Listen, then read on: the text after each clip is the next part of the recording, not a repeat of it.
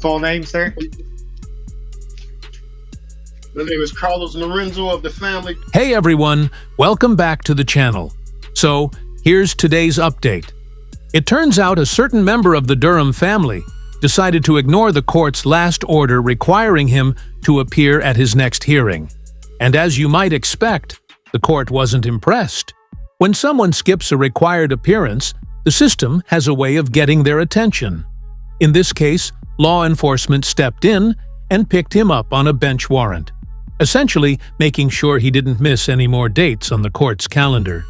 Safe to say, attendance won't be an issue going forward. With that out of the way, let's jump in and break down how this all played out.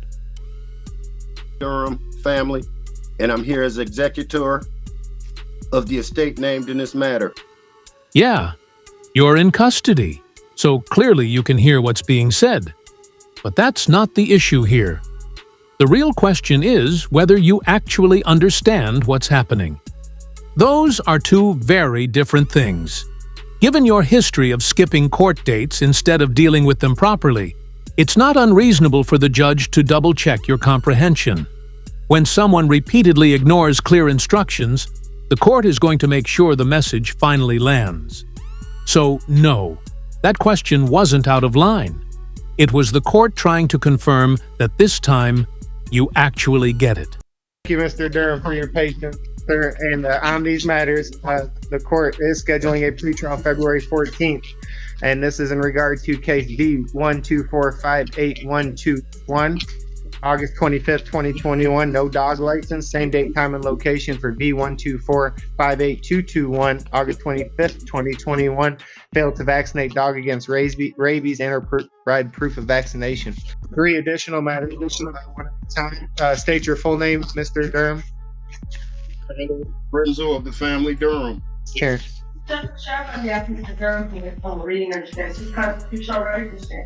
For waive formal reading under a plea of not guilty. Mr. Durham, the court scheduling a pretrial date on this matter via Zoom. You must attend February the 27th, 8:30 a.m., 36th District Court in front of Judge Bryant. Understood? I hear you. I'm not here to judge anyone's financial situation, but at some point, perspective matters. Imagine taking an ideological stance so far that it derails your life to the point where even a $10 obligation feels overwhelming. That's not a victory. That's a warning sign. When a belief system consistently leads to fines, legal trouble, and financial strain, it might be time to pause and reassess the approach.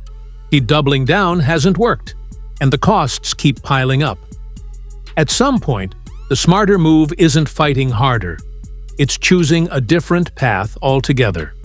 This is a very serious non-assaultive allegation, Mr. Durham, and the court has concerns that you missed a court date on this matter, as well as 2 other matters that we're about to handle. And your capious history, Mr. Durham, tells the court you do not listen to the court as ordered to appear, and that's concerning where if the court were to release you on another personal bond, sir, you treat it as you have in the past and disregard court's orders and simply not appear.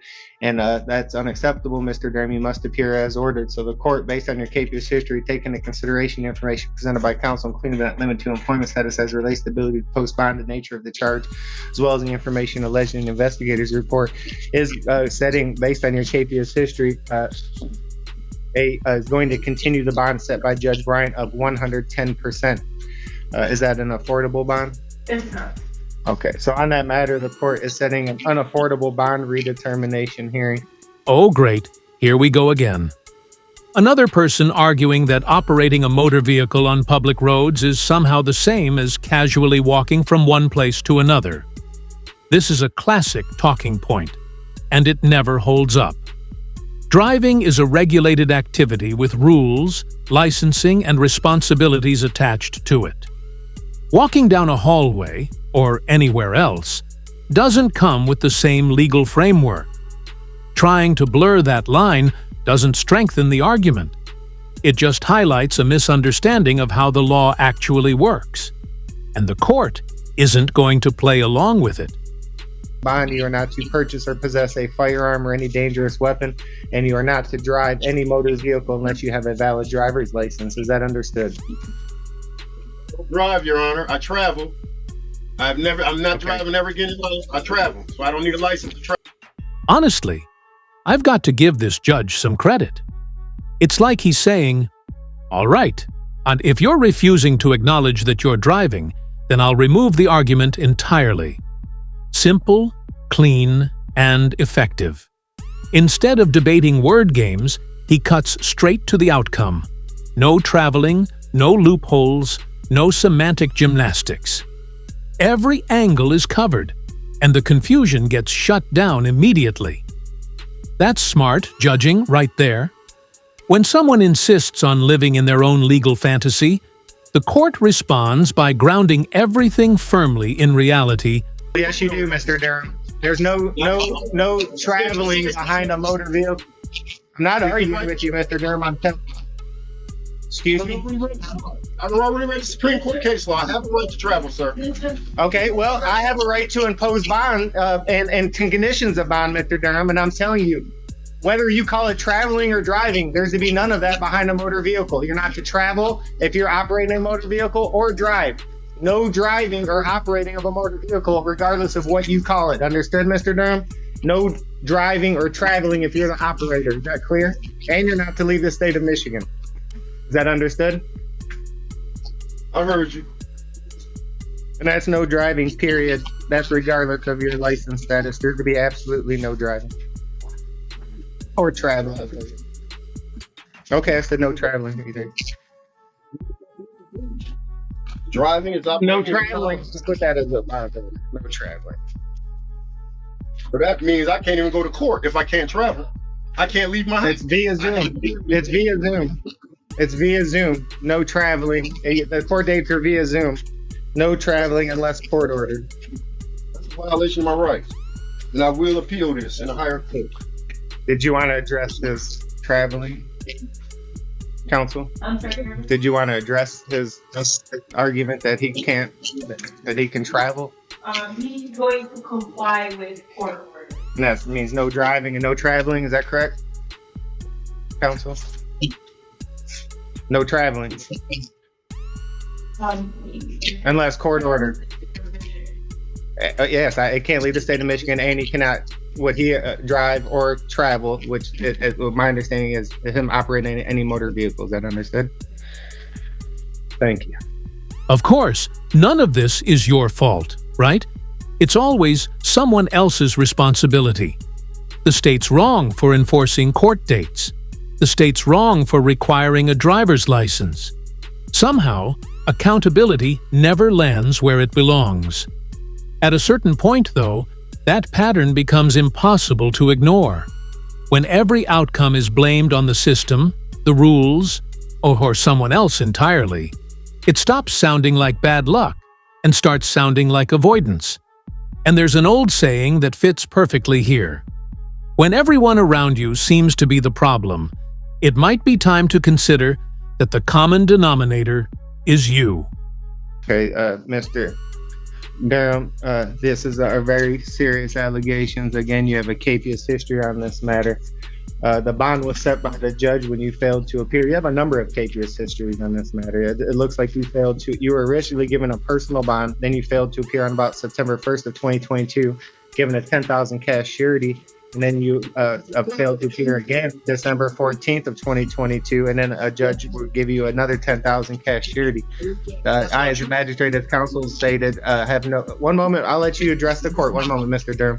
Have no authority to amend the capious bond as set by the judge for your failure to appear. So for that reason, the bond is going to be continued as set by the judge of December 14, 2022 in the amount of $10,000 cash surety. During this bond, you are not to purchase or possess a firearm or any other dangerous weapon. No driving, no traveling unless court ordered. You will be fit with the GPS tether under house arrest if you're able to make bond.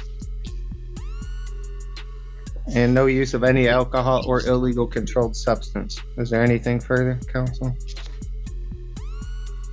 I would respectfully ask the court to reconsider the GPS tether, Your Honor.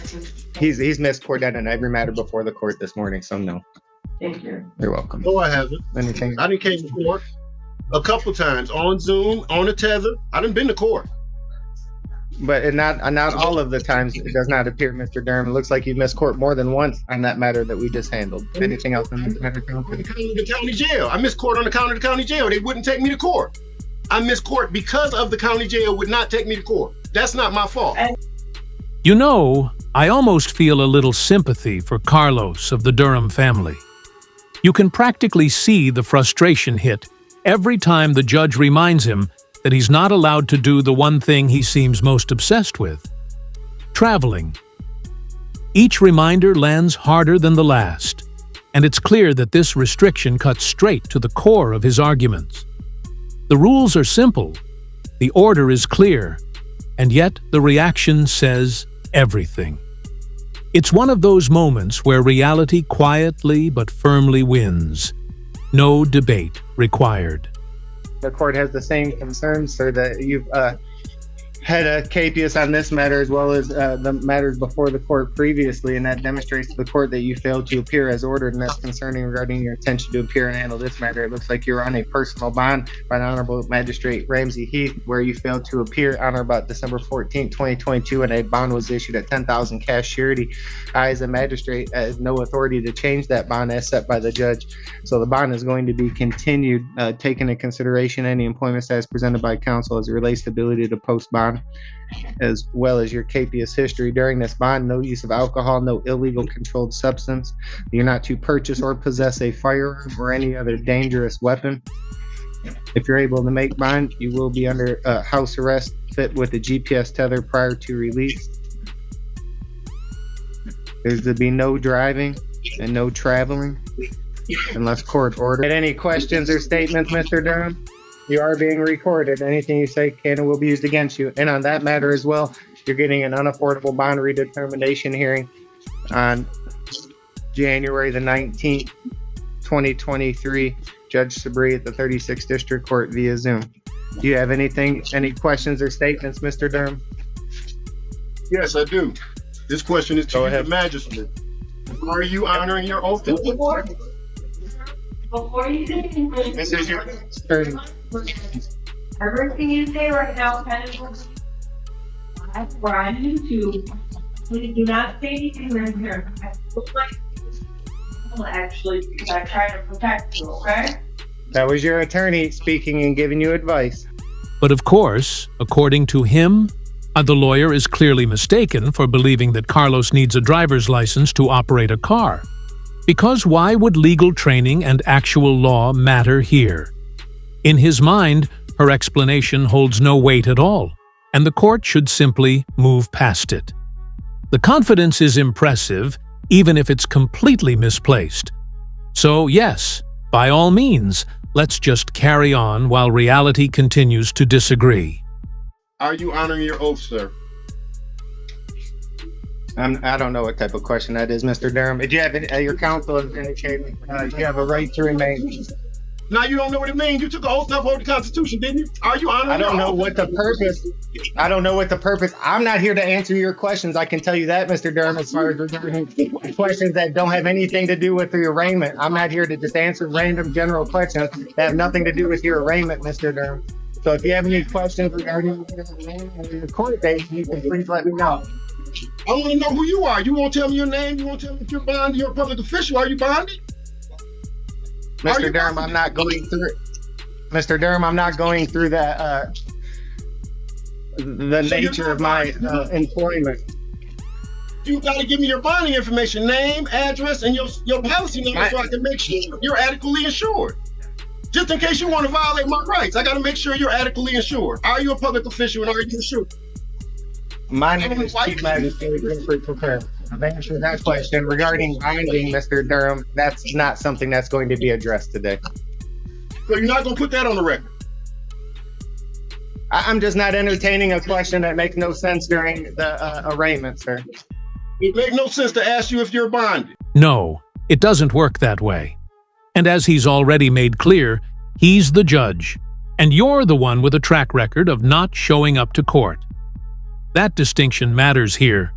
Because of that history, the court isn't obligated to entertain demands or negotiate terms today. The patience phase has passed, and this hearing isn't about what you want anymore. At this point, the message is simple. The court is moving forward on its terms. I not yours. What's your bonding If information? that That makes don't you make no happy, sense. Mr. Durham. I'm bonded if that makes you happy, Mr. Durham. I do have a valid, as indicated by statute. Mr. Durham, I'm not getting back and forth. Counsel, do you have anything further with Mr. Durham? How about the number of the bonding company? Can I have any of that so I can contact them? I gotta be able to contact them. No, Mr. Durham, I'm not. I gave you, I let you know I was bonded. My name is Chief Magistrate Cleric at the 36th District Court. That's the information.